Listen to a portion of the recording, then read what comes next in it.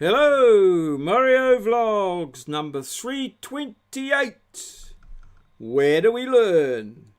Hello, welcome. Well, I'm going a bit philosophical today in today's vlog. Where do we learn? As a teacher, I often ask this question. And so today I'm going to, give you some of my thoughts on it, or perhaps guide your thoughts on where do we learn? Where does learning occur? You'll see here I've got a picture of a young child riding a bike. I've heard it said that we do most of our learning in the first 5 years of our life. We learn to talk, we learn to walk, and a number of other things that we learn. Largely, guided, but and supported, but nobody sort of shows us, really, do they? How to talk or how to walk. We do it on our own, don't we?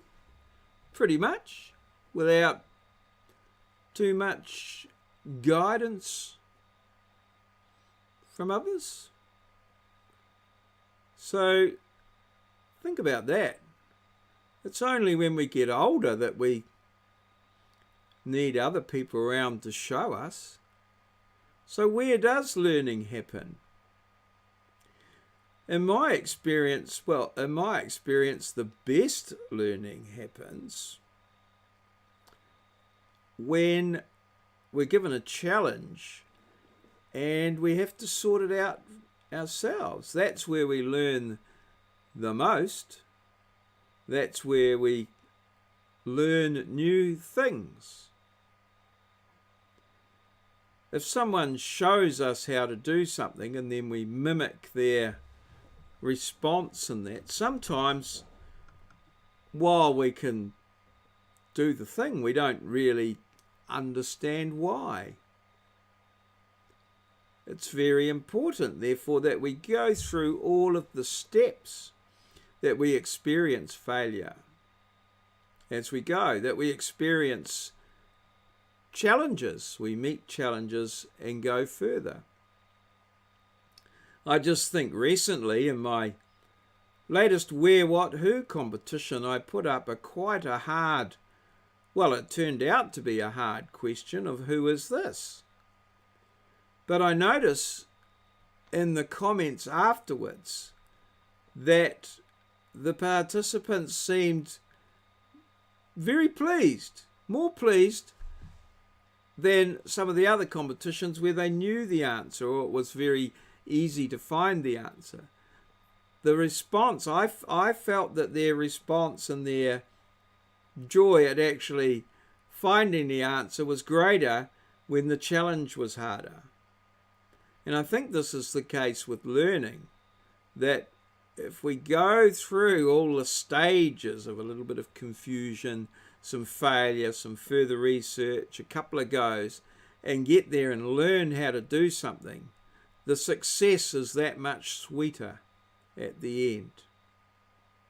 So sometimes there's a little bit of confusion, a little bit of irritation, and it's overcoming those feelings to achieve the learning goal and the feeling of knowing that you've nailed it. It's just that much more sweeter. And so sometimes that's the experience I try to give my students by guiding their learning, but not necessarily giving them the answer, showing them what the answer should be, but encouraging them to get there using their own skills, teaching themselves a skill that is a lifelong skill. So, there's some thoughts of mine on where do we learn, where does learning happen. Perhaps you could put your experiences in the comments below, or any feedback and comments. That'd be most welcome. You probably won't agree with me. Most people don't. You may or may not agree with me. Your experience may well be different. But whatever it is, it's important that you enjoy learning and you take it on as a lifelong thing that you do. Because you don't want to be stuck in the 21st century, is it? We're in the 21st century driving a car when everyone's zipping around in a rocket. Or something like that anyway. So let's have a look at today's challenge. Now this Frenchman is well known in learning circles. In most educational type learning things that I've looked at, this guy's name comes up. I'm pretty sure he's French, got a French sounding name, and his first name is, well, it's in English it's a girl's name and in French it's a boy's name, I think. That's how it goes, but I mean, I could be wrong. Yes.